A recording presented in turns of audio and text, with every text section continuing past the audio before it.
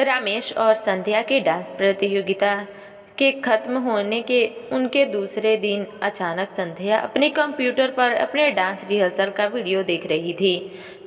अचानक वो कंप्यूटर पर क्या देखती है कि राहिनी उसके जूस पीने वाली पानी की बोतल में पेचिस की गोली मिला रही थी। राहिनी को उसकी जूस में पेचिस की गोली मिलाते देख संध्या बेचारी का वहीं पे दिल टूट जाता है। वह संध्या के मन में बदला लेने की भावना जागृत होती है। जब अगले दिन संध्या राहिनी से अपने डांस रिहर्सल रूम में मिली, राहिनी को देखकर मानो संध्या गुस्से से आग बबूला हो जाती है। वो राहिनी को बाथरूम में ले जाकर जोर से राहिनी पर चिल्लाकर कहती है, राहिनी तुमने मेरे साथ ऐसा क्यों किया है? मैंने तुम्हें दोस्त समझा, तुम तो दुश्मन निकली। राहिनी उस समय संध्या की बात को समझ नहीं पाती। तभी संध्या गुस्से से राहिनी को थप्पड़ मारकर कहती है, ले देख तेरी कारी करतूत, कुछ समझ आया कि नहीं? राहिनी संध्या के मोबाइल में अपने कर्मकांड देखकर उल्टा संध्या को थप्पड़ मारकर राहिनी कहती है, हाँ बोल, यह सब मैंने किया, बता तू मेरा क्या बिगाड़ लेगी? तू जानती है संध्या, रमेश को मैं बचपन से ही पसंद करती थी। अचानक पता नहीं तू कहाँ से कबाब में हड्डी आ गई उसकी जिंदगी में। देख संध्या, तू मेरी जिंदगी से कहीं चली जा, नहीं तो तू गई। राहिनी के उस भयानक रूप को देखकर संध्या राहिनी को चुनौती देती हुई कहती है, देख राहिनी, मैं तुझे चुनौती देती हूँ कि अगर तूने रमेश को एक हफ्ते में अपने प्यार के जाल में फंसा लिया तो मैं तुम दोनों के बीच नहीं आऊँगी और मैं अपना चेहरा भी नहीं दिखाऊंगी। अब दोनों गुस्से में बाथरूम से बाहर निकलते हैं। रात्रि 10:30 बजे पूर्णिमा की रात अचानक संध्या रमेश को कॉलेज के एक सुनसान खंडर में फ़ोन करके बुलाती है। उस खंडर में आने के बाद रमेश संध्या से कहता है, लेकिन क्यों संध्या, तुम मुझे उस डरावने खंडर में क्यों बुला रही हो? संध्या रमेश की बात सुन तुरंत फ़ोन काट देती है। रमेश संध्या को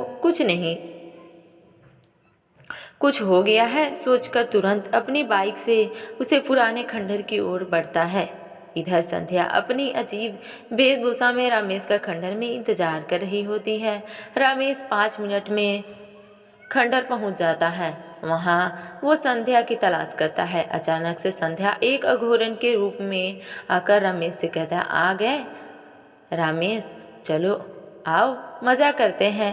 देखो तुम्हारे लिए मैंने कैसी वेशभूषा पहन रखी है। रमेश संध्या है या नहीं सोचकर वह तुरंत अपनी बाइक से अपने घर भागने की कोशिश करने लगता है। वहाँ से कि संध्या अपने मुख से एक काली मंत्र को दोहराती है।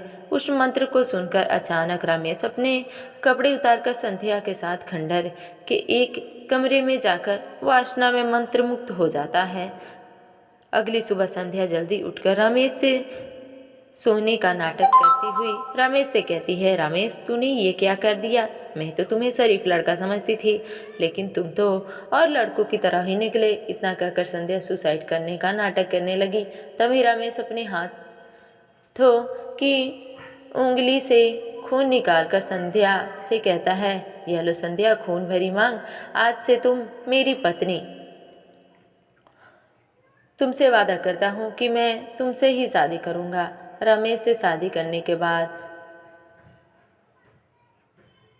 बात सुनकर संध्या रमेश से लिपट जाती है। अगली सुबह संध्या कॉलेज में एक सुहागन के रूप में आकर राहिनी को चिढ़ाते हुए उसे कहती है, कैसी हो मेरी राहिनी सौतन? देखो कल रमेश ने मुझसे शादी कर ली। राहिनी संध्या की बात पर विश्वास नहीं करती। वह तुरंत रमेश के पास जाकर उससे रोते हुए कहने लगती है, रमेश क्या यह सच है कि तुमने संध्या से शादी कर ली? रमेश राहिनी के बात सुनकर अपने सिर को झुकाए हुए हाँ बोलता है।